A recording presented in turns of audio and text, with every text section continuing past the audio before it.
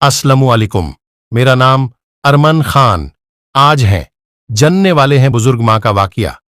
शुरू करने के हमारे चैनल को सब्सक्राइब करें। चले शुरू करते हैं। मोहम्मद मक्का के बाजार से गुजर रहे थे।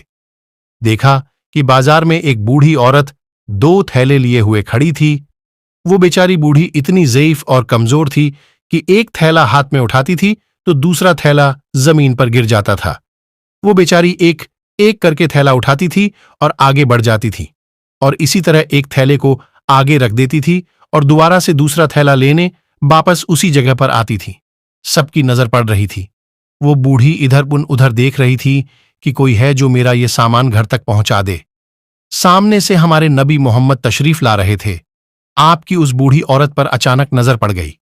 पास आकर उस बूढ़ी औरत से फरमाया, या उम्मा मां, तफाली मां, क्या मैं थैला उठाने में मदद कर सकता हूं?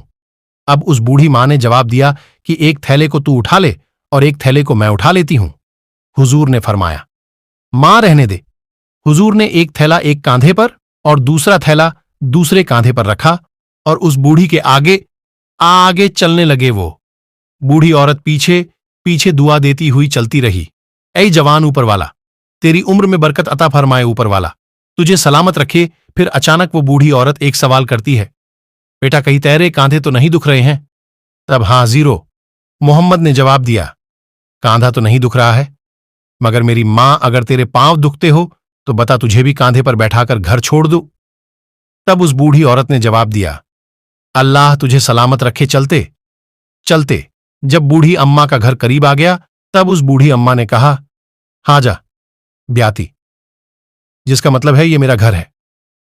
ये सुनते ही हुजूर ने दोनों थैलों को नीचे रख दिया और फरमाया, मां अब मैं जा रहा हूं। अब उस बूढ़ी मां ने कहा कि तूने मेरे थैलों को उठाया है, उसकी कितनी मजदूरी हुई? मोहम्मद की आंख से मोती की तरह आंसू का खतरा जमीन पर गिर गया और फरमाया, मैंने आपको मां कहा है, क्या कोई बेटा अपनी मां से मजदूरी ले सकता है?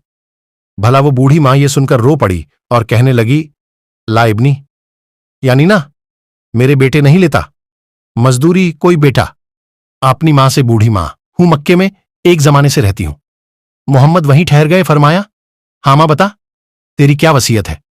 तब बूढ़ी मां ने कहा, देख बेटा, मक्के में बहुत वक्त से रहती हूं, बाल भी सफेद हो गए हैं। मक्के के अंदर एक आदमी निकला है मोहम्मद नाम का, उसके जाल में कभी मत फंसना। वो मियां बीवी के बीच में भी तोड़ डाल देता है। और बेटा सुन, वो जादूगर है। लोग उसको नजूमी कहते हैं और लोग उसको मजनून भी कहते हैं। बेटा लोग उसको दीवाना कहते हैं। उसके पास कभी मत जाना। बेटा नबी की आंखों में ये सुनते सुनते आंसू आ गए। फरमाया, हां मां, जैसा तूने कहा वैसा ही करूंगा। वो बूढ़ी तजुर्बेदार औरत थी। पूछने लगी, बेटा रोता क्यों है? फरमाया, कोई बात नहीं मां, जब तुम्हें दोबारा कभी मेरी जरूरत पड़े तो याद कर लेना, मैं तेरी खिदमत में हाजिर हो जाऊंगा। ये कहकर आप वहां से रवाना होने लगे। तब उस बूढ़ी औरत ने कहा, न तुझे इस अम्मा का वास्ता बता, तू आखिर रोता क्यों है, वजह क्या है?